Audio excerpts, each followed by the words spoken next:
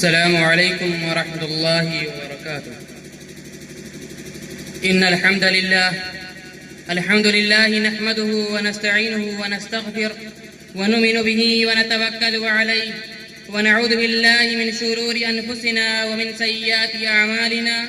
من يهده الله فلا مضل له ومن يضلله فلا هادي له، ونشهد أن لا إله إلا الله ونشهد أن سيدنا ومولانا محمدا عبده ورسوله. أما بعد، وقال النبي صلى الله عليه وسلم: يأتي في آخر الزمان قوم حدثاء الأسنان سفهاء الأحلام يقولون من خير قول البرية يمرقون من الإسلام كما يمرق السهم من الرمية.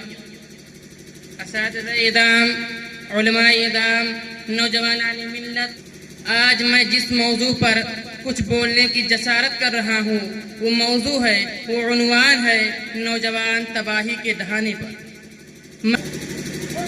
اگر معاشرہ تباہی کے دہانے پر ہے، معاشرے میں اگر تباہیاں ہیں، برائیاں ہیں، معاشرے سے اگر اچھائیاں ختم ہو رہی ہیں، تو یاد رکھیے آنے والا جملہ بہت تلخ ہے مگر حقیقت ہے۔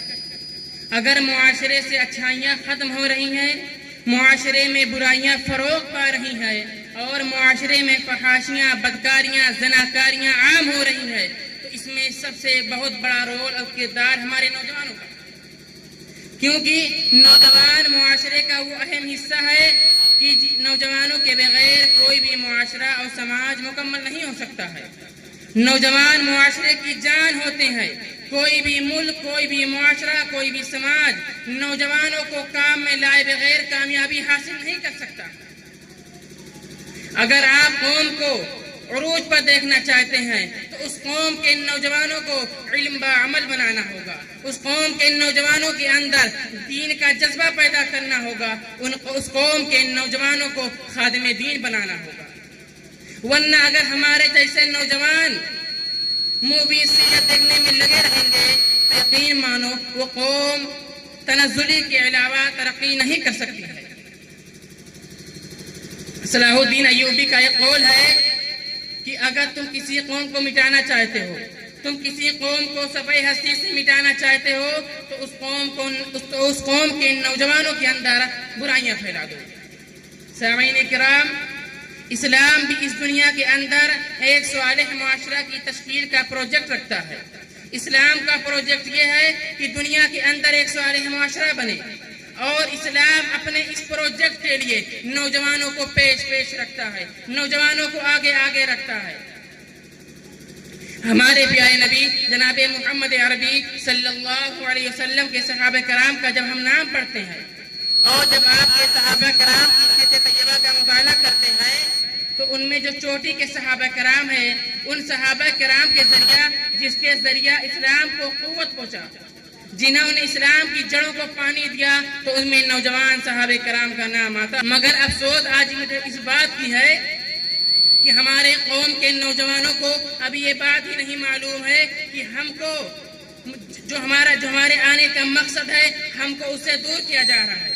اور اللہ رب العالمین نے تمام انسانوں کے آنے کے جو مقصد ہے اس کو صاف انداز میں بیان کر دیا، وَمَا خَلَقْتُ الْجِنَّ وَالْإِنسَ إِلَّا لِيَعْبُدُونَ، کہ ہم نے انسانوں اور جناتوں کو نہیں پیدا کیا مگر اپنی عبادت کے لیے۔ اللہ رب العالمین نے یہاں پر اللہ کے ذریعے تاکید کے ساتھ بات کہی ہے کہ انسانوں، تمہارے آنے کا مقصد اللہ کی عبادت ہے۔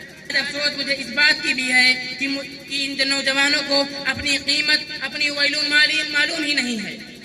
آج مجھے افسوس اس بات کی بھی ہے کہ نوجوان برائی کی طرف جا رہا ہے مگر مجھے افسوس ہی نہیں ہوتا ہے، محسوس ہی نہیں ہوتی ہے کہ میں برائی کی طرف جا رہا ہوں۔ نوجوانوں، اپنی قیمت کو پہچانو، اپنے مقام مرتبہ کو پہچانو۔ تمہارا مقام و مرتبہ تو یہ ہے کہ کل قیامت کے دن اللہ رب العالمین جن 7 لوگوں کو عرش الہی کے نیچے جگہ دے گا، اس میں ایک قسم نوجوانوں کی بھی ہوگی۔